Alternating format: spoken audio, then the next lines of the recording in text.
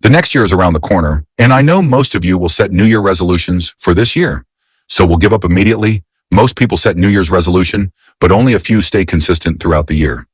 So today I am going to share tips and habits to make this year the best year yet.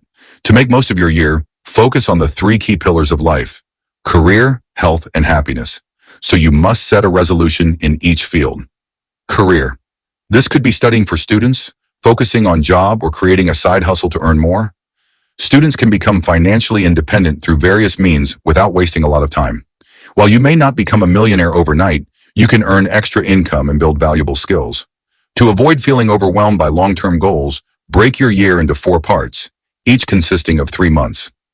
Set system over goals like, give 1 hour to learning a skill which can make you earn some money. I won't say like other people that set system over goals. I would like to create you a plan that where would you like to reach in 1 year, then in 6 months, then in 3 months, then next month, then this week, and what thing can you do today to make this all possible? Health and fitness. What are you going to do with the money if you are laying on the hospital bed in your 50s or 60s? Health is often neglected, and those who prioritize it sometimes go to extremes, losing balance in other areas of life. I go to gym, so I have seen so many people who can be seen anytime you enter gym, so don't be like them unless you want to pursue career in fitness. 1 hour a day is enough accompanied with good high-protein diet with enough rest and 7 to 8 hours of sleep. You will build muscle and look attractive and feel energetic too, which will make you productive too. One thing I would like to share with my own personal experience is that when you see yourself daily pushing new limits and achieving which seeming impossible a few months ago, you'll understand that you have far more potential than what you are currently operating at, which will be reflected in all other aspects of life, whether it's studies, a job, or even a startup. I highly recommend joining a gym if you can this year. I am including skincare too in this part. For those who think that skincare is for girls, use the word looks maxing. It sounds more masculine. This year, dedicate time on working your appearances like following a simple CTTMS skincare routine. You will find a dozen of videos about this on YouTube.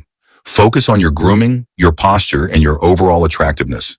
Whether you accept this or not, your facial features is the first thing someone notices in your first interaction, which can turn into a long-term friendship, relationship, or getting a project from your client. But don't forget to focus on your communication skills because as soon as you speak your first words, there are chances that all your efforts on your facial appearances could go in vain. Happiness. This is often the most debated part. People believe that hard work and sacrifice can lead to success, but don't forget to enjoy life along the way. I strictly recommend set aside time to enjoy with your family or friends, or if you are like me, enjoy alone.